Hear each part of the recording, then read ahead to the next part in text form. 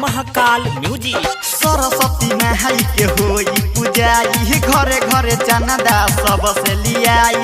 सरस्वती माई के होई पूजाई घरे घरे चंदा सबसे लियाई। डायरेक्टर को मूर्ति धरवाएंगे धरवाएंगे धरवाएंगे।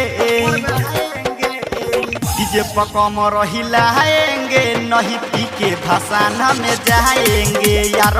डीजे पकम रहिलाएंगे नहीं पी के भसाना में जाएंगे।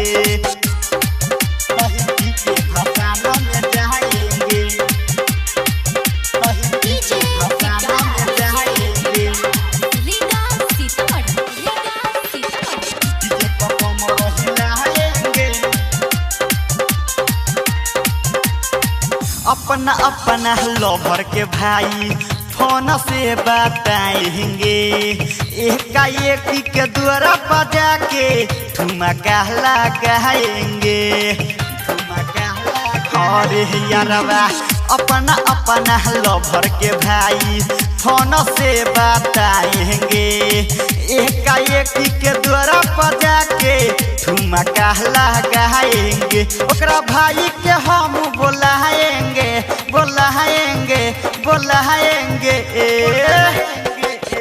डीजे पकम रहिलाएंगे नहीं पी के भसाना में जाएंगे यार। डीजे पकम रहिलाएंगे नहीं पी के भसाना में जाएंगे। नहीं पी के भसाना में जाएंगे यार। डीजे पकम रहिलाएंगे नहीं पी के भसाना में जाएंगे। सूरज सूर्या के गाना बजा के राइटर अवधेश के भाई बोला के नाचल जाई गर्दा उड़ा के। खूबे हिला के खूबे डोला के रे यारवा। सूरज सूर्या के गाना बजा के राइटर अवधेश के भाई बोला के नाचल जाई गर्दा उड़ा के। खूबे हिला के खूबे डोला के। जो ना झगड़ा करेगा भगाएंगे भगाएंगे भगाएंगे। डीजे पकम रहिलाएंगे नहीं पी के भसाना में जाएंगे यार।